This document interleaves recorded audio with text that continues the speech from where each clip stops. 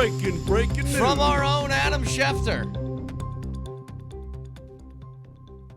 On the eve, or not the eve, I guess the day that the NFL season opens up, Adam Schefter reports Nik Bonitto and the Broncos have reached an agreement on a 4-year, $120 million extension, including $70 million guaranteed. Bonito is now the highest paid non-quarterback in Broncos franchise history, a deal negotiated by Tory Dandy of Athletes First. So that feels about beautiful. I guess that feels about right. Beautiful.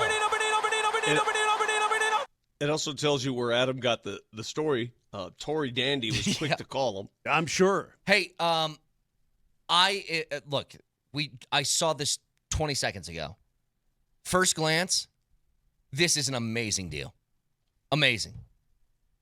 It takes care of two things. Number one, a heated negotiated battle that could have came up next offseason if Bonito has a huge year.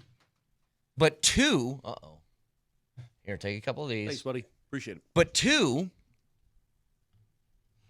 it just puts him in a spot that I think is perfect for the player he is. Like, George Paton has done a phenomenal job of slotting people at the spots that they are. That if you were to power rank with tiers, your edge rushers in the league, Bonito's right there. He's like a $30 million guy. And three, there's no protracted tension here like some other teams. They took care of that. They removed the tension from the room, and that goes back to ownership. Again, all three phases have to work here in unison. The player has to continue to play through whatever squabble you might have. The coach and executive team have to, grit their teeth as they go through it, and the ownership has to provide the funds and agree on the funds. Well, all three happened without any conflict or controversy. Was there anybody during the course of this negotiation that gave you pause that, oh, my God, he's unhappy? There was never not at any all. of that. No, everybody seemed very, very content. Even with how things were going and that it would get done, it seemed very calm, Brett. It seemed very cordial. Yeah. It seemed very trustworthy on both sides. I will say this.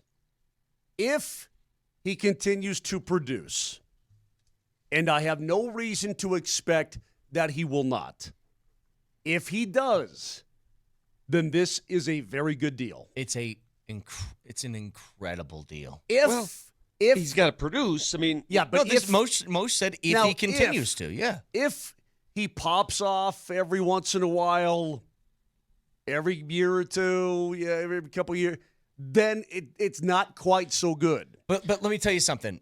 This is where he slots with edge rushers in the league. The highest paid, obviously, now is Micah, who's making $47. $17 million more per year than what Bonito's making. Which is crazy money. TJ Watt's getting 41. Myles Garrett's getting 40. We talked about this over and over again. I go, he's not that. Mm-hmm. I didn't think the Micah Parsons deal affected his contract situation at all because you aren't in that echelon of player. Correct. I said you're in the echelon of Trey Hendrickson. Guess how much he makes a year? 30. Well, 29. This year, 29. You found the guy that's you're kind of like this player. We'll give you a bump above him, and that's $30 million a year. I love everything about this. It's a perfect number for him, but look at what the Broncos have done over the last 4 weeks. Bonito, 4 years, up to $120 million. Zach Allen, 4 years, $102 million. Cortland Sutton, 4 years, $92 million. And those guys all aren't the same age. Hey. Bonito's younger, but they have taken their best players and said, you're going to get paid. We want you on this team. We have a core, and you are part of it. Can you guys tell me something? Remind me. First-round picks get how many years on their rookie deal? You have an option for 4 a fifth. plus 1. Yeah. It's 4 with a fifth-year option, Correct. Right? What year is Bo Nix on? Second. Which means he has how many left on his rookie contract? Well, essentially potentially 3. Well, 4 with the option. Yeah. You know what I mean? They see this is our window. This is where we can capitalize with a rookie quarterback. And here's the best part. Now that this is done and out of the way, and you mentioned it, Vic, there's no ongoing tensions. I don't remember the last time there's been a contract tension, a real one, at Dove Valley. Who's left? JFM. JFM. He's the only one. If you want to. I don't know if they want to. You but don't have to want to, but if you want to. The guys you had to get done, Mm-hmm. your Suttons, your Bulls, your Surtans, your Zach Allens, your Nik Bonitos, your future guys that you're going to use in this window, it's done. They're here. Everybody else is like, if we want to bring you back, then we'll bring you back. But there's no pressing need anymore. He was the last guy.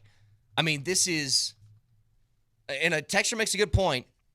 The base value of the deal is 4 years at 106 with incentives making up the rest of the way. And hopefully he'll reach all of those incentives. Please, I hope he does. But it's also $70 million guaranteed. And that slots him in right behind, I guess behind Hendrickson. No, this is where it puts him.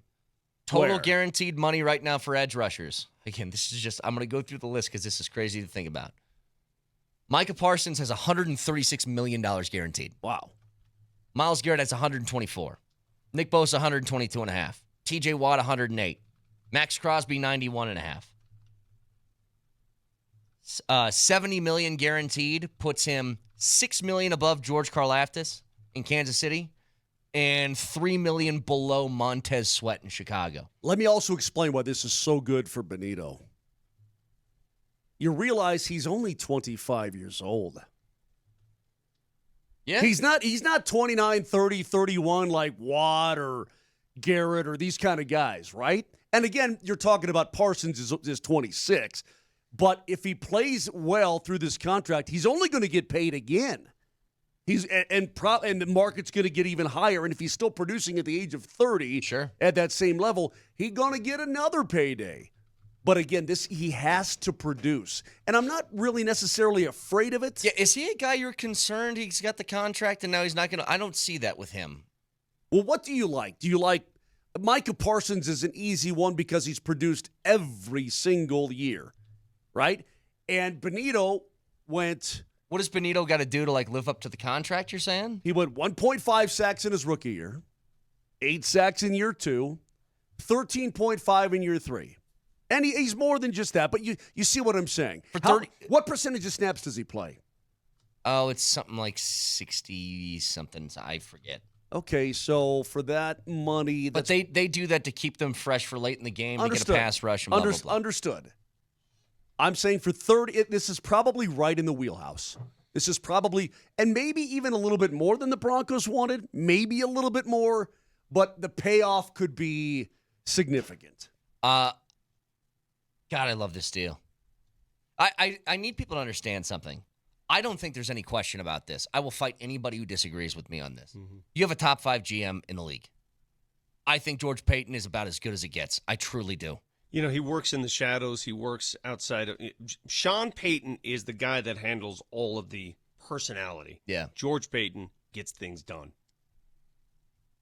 He's got a couple of blips on the radar, but who doesn't at that spot? But you guys tell me, as far as hit rate on decisions made for extensions, for free agency signings, for draft picks, I'd be hard-pressed to find somebody who does it as well as George Paton does. And finding the timing of it all. Remember, the guys that you have signed, Pat Surtain was by far at the time he signed, the highest paid corner in the league. He's being paid, I think, $3 million a year more than the next guy.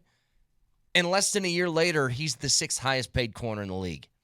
With Nik Bonitto, there's part of me that's actually kind of surprised that he just went to 30. Not that you'd sneeze at $30 million a year, but it's that, I guess, that risk reward of if I have one more year where I really put together some stuff, I could get into that mid to upper 30s, maybe even $40 million range. But I have the guaranteed life-changing holy hell money in front of me right now. Yes, absolutely. What teams do when they get in trouble is they pay guys who either A, underperform, or B, don't perform at all. And the big one that comes to my mind, Vic, what happened in Washington with Albert Hainsworth? Oh my God! That was a Schneider thing, right? That was not a Shaney.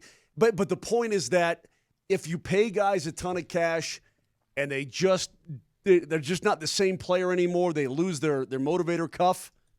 They have a torn motivator. torn motivator cuff, then you've got problems. But I don't think that any of these guys, from what I've seen from them, what I know about them, the guys who just got paid, they are all the same dude going forward. Like Nathan McKinnon, you could pay him $100 million a year, and he's going to be the same dang dude. Carr, same guy. Even more perhaps Joker, on the ice. same guy. Same guy, exactly right. And these guys seem right out of that mold. So why are the Denver Broncos spending money like drunken sailors right now? That's the question that some may ask, and I have the answer for you. It's pretty easy. The Denver Broncos are going out of the way to take care of these contracts on all these other players because they're in that prime rookie quarterback window, as you alluded to, Brett. They're in that prime rookie quarterback window. The next decision will be, when will that window close? Do you re-sign him earlier? Do you wait until the very end? Like, what do you need to see from Bo to see the window, the prime opportunity to win is now? And I think it came a year earlier than they expected. Because remember, they're still in the second year of paying off Russell Wilson's contract. Yep. All right? So the window is now. When do you go into that Bo Nix window? It's 4 years. It's probably less than that. It's probably more like 2 or 3. But why do you make these decisions? Guys, in the last year, a ballpark, the last year, Bonito, Surtain, Cooper, Zach Allen,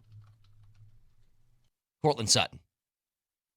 They've made all these decisions on these guys saying, I mean, this is, as much as it's a compliment to Nik Bonitto, it's a compliment to Bo Nix. We think that you on a rookie contract with your ability and the right pieces around you are going to win us a Super Bowl. That's what they're saying. Yeah. Like, guys, this is, I know people look at pushing your chips to the middle of the table as doing like what the Packers did, which is you go and you find the big whale outside the organization and haul him in. This is the exact same thing. This is making a commitment to what you believe is going to be a winner over the next 4 to 5 years. Except your whale isn't quite as big, and he was already swimming in your own sea. But you didn't have to. If they didn't think they were going to be competitive, how about this? If their quarterback right now is still Drew Lock, I don't think they're spending money like this. I think they could wait this out and say, if we don't have the team that we think can win, we can use these guys as trade chips. They aren't trade chips anymore. Yeah, but these are guys that are going to, but these are players, Brett. These are foundational types of guys. Sure. So even if you don't have your quarterback, you want to. But if your team stinks, Moj. Agreed. No, agreed. If you have no belief in that quarterback, if there's any shred of doubt in that quarterback, you're exactly right, Brett. You're not spending this money because what good does it do you? What's the point? You tie yourself up. They're fully confident they got the guy. It's very clear. They know they have the guy, and they're going to go 3 more years without having to pay the guy.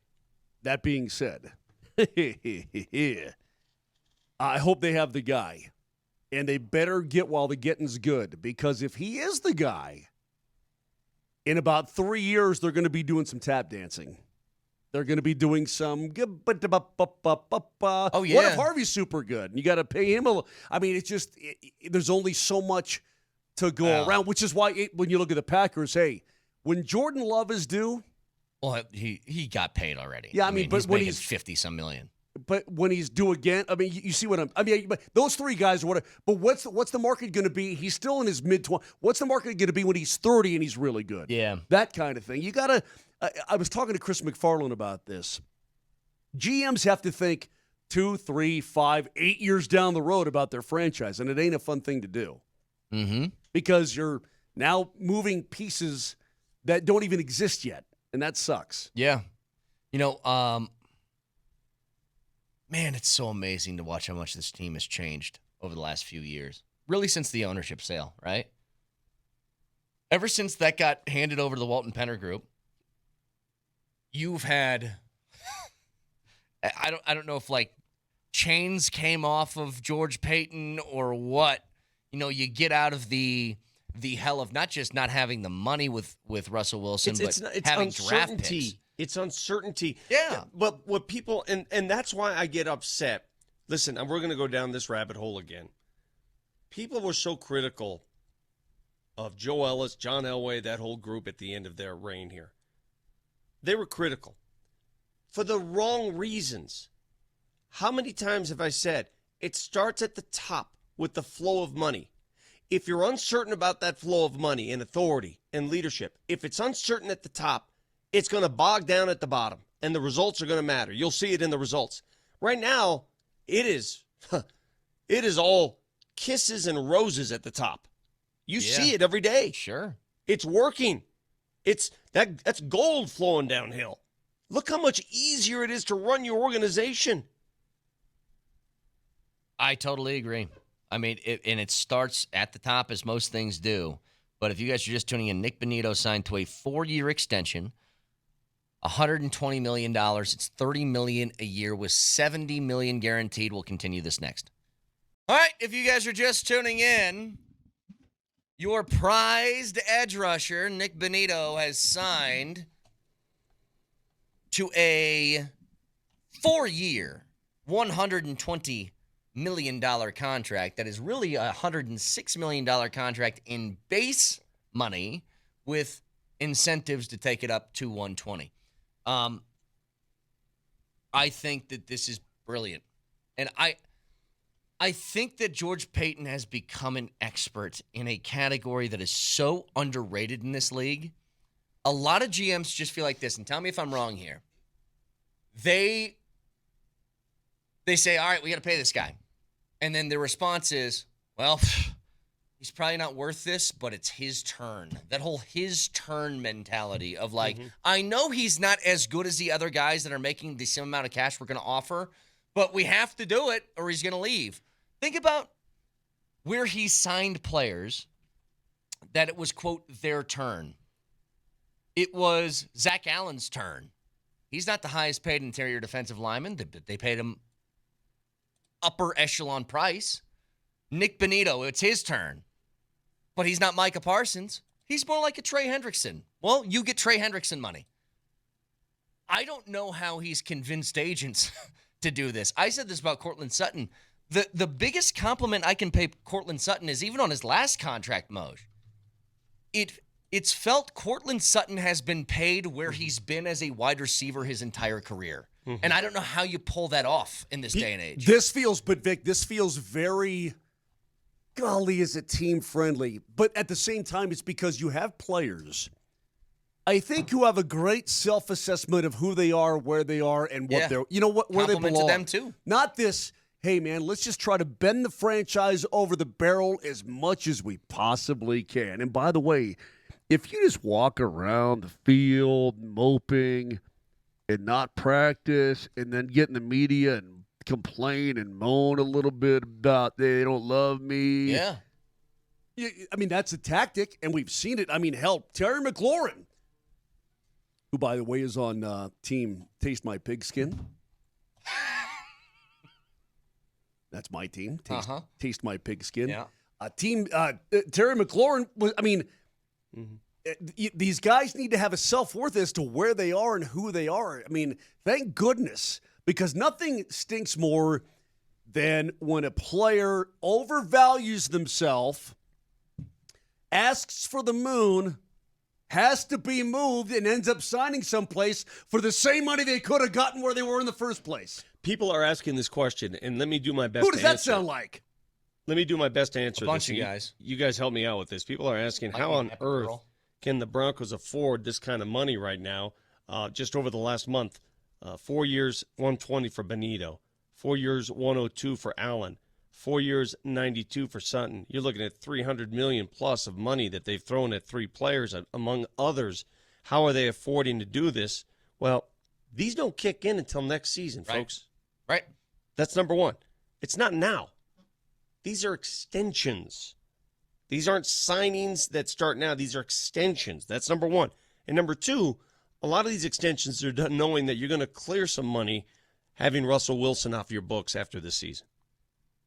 Which I also think that they're probably reserving a bit of that cash for when, assuming Bo Nix continues to be the franchise quarterback, when he's going to have to get paid down the line. But you're so right, Vic. This isn't money that kicks in now. It's later when this money, the dead cap cash, leaves. Also, how can they afford this? Because you have the richest owners in the NFL. Where if they sign on the dotted line, here's your check, thank you very much, you get this now, and then we'll pay you the rest of that stuff cap-wise later. My goodness. You realize right now, and again, oh man, the money for quarterbacks. The money. D-Monet. The hitman Joe Williams, famously Count D-Monet. Mm-hmm. You realize that Patrick Mahomes is the 15th highest paid quarterback in the league? Yeah. Yeah, but that was always the case. I know, in the heyday of prime quarterbacks, Elway was Vic, near Tom Brady during his heyday. Yeah. Every one of those great quarterbacks never led the league in pay. Think about 3 years from now. What will Bo Nix command per? Well, he's got to produce. Well, if Brock Purdy's getting 53 and Jordan Love's getting 55, what is Bo Nix going to command? Well, Moj, let me speak to you in car parlance, since you are a master when it comes to vehicles. You just sold one. This is totally dressing up the outside of your car. You got brand new wheels. You got those shiny chrome hubcaps and the valve stems. You polished your car. You waxed it. New paint job. Yeah, leave that to Moj. But now the engine needs to be tended to. Can that engine carry the car? I appreciate the analogy about automobiles and what you're trying to do here. But from this point on, we're not going to talk about cars anymore. And if there's a need to talk about vehicles, then I will bring up the topic on the program. Go ahead and step in. Finish that analogy for me. So what I'm trying to say is Bo Nix is the engine. So go ahead and finish that analogy for me. No, it's okay. Vic, you did such a poor job, it's unsalvageable. You really did, dude. So we cannot fix that? We can't. Well, yeah, so basically what you're saying Mosier did fix it by telling you to shut up, essentially. Yeah, so I pulled a Sean Payton from yesterday talking about Dre Greenlaw, which we're going to get back to, I hope, because this is But I mean, this is huge. It's gigantic. This hovered over Broncos camp the entire time. But not in a bad way. But not in a bad way. Just in a curiosity way. But you just started checking the till a little bit about guys who are due for extensions and who's going to get it and who's not. And maybe somebody has to wait. And has Bonito proven enough? I'll tell you this. I think we talked about this at training camp, that if he was willing to take $30 million a year, I would have done it immediately. Because that feels like the player that he is. Now, Texter says Hendrickson is better than Bonito. For now. But you're projecting some upside. Mm-hmm. Bonito's 25 years old, and he's gotten better each subsequent year. He's gone, what'd you say, Moj? 1.5 sacks to 8 to 13.5? Yeah, whoever said that. I don't know where Bonito's ceiling is, but I think it's more than it is right now. At the age of 25, he's not even really in his prime yet. Yeah. So if you consider a ceiling, and who knows how many snaps, but it's not just the sacks, Vic. It's the quarterback pressures. Yeah. It's the quarterback hits. It's the, hey, you're moving a guy out of the pocket, and he's got to be forced to make this throw. All these things matter. Why is Bonito important to this defense? Because Bonito's a playmaker on defense. He makes explosive plays. He turns you over. He makes game-changing plays. You know, there are those who make those every play. There's somebody that, he stuffs the run. He's important to our defense. And then there's a guy that you notice that pops off the page that changes a game. That's Nik Bonitto, and you need those guys. By the way, we have Nelly. Do you have the Nik Bonitto reaction to his contract? Yeah, we're going to play this. This is him. I assume right after he was told by his agent that the deal is done. Can we play audio with this, Nelly? Yeah. Or is he saying things he shouldn't be saying? He's rapping along to his song, and I haven't been able to clear the lyrics. But the point is he's in a car, losing his mind, rapping along. This is on his Instagram story. That is as happy as you will see. You know what that looks like? That looks like somebody who was just told he's going to make $70 million guaranteed. Word, though. Keep your eyes on the road, kid. His car's not moving, Vic. Oh. Well, I don't know. He went back to the steering wheel to steer it back into place there. No, it's not moving. The building in the background stays. I don't think it's moving. Yeah, it's not. Whatever that car is, it's about to get an upgrade. Yeah. Hey, sweet Buick, Nick. See, you didn't like my car analogy. Now you're going to use one yourself, huh? Is that how this works? He's the car guy. You got wheels with a hubcap and a you valve got a chrome stem. valve And stem. you got. I mean, what was that? You got the plastic runners on the Do you side. know what of a chrome valve stem is and how important those are to the outlet? When I was a kid, if you had a chrome valve stem on your car, you had a nice car. You're big pimping. Like a silver. It's just it's a big deal. Just so a valve you're cap. too young for that. It's just a valve cap. But if you had, like all the hot rods had the chrome valve caps, you were big pimping. I called it a stem. It's a cap. Well, the stem is its thing. Then you put the you're cap right. on The the cap. stem. The cap. And some of them had really cool caps. Yeah. So you shut up. Yeah. Oh, me? Yeah. Vic, never do that again. Whatever you just said about cars, don't do that. Stick to what you know, Vic, which is fantasy football. Exactly. Hey man, this is really good for the Broncos. Though it really is. It's right. I think it's right in the perfect spot. Now again, I said if it starts with a 3, I'm probably going. But it ended in a 0. Yeah, but you can talk me into it, right? I mean, that's what I said. I said I'd prefer a 2, high 2, but you can talk me into it if it starts with a 3. But you better talk me into it. Obviously, it wasn't going to be a 4, so this is right about where it should be. Yep.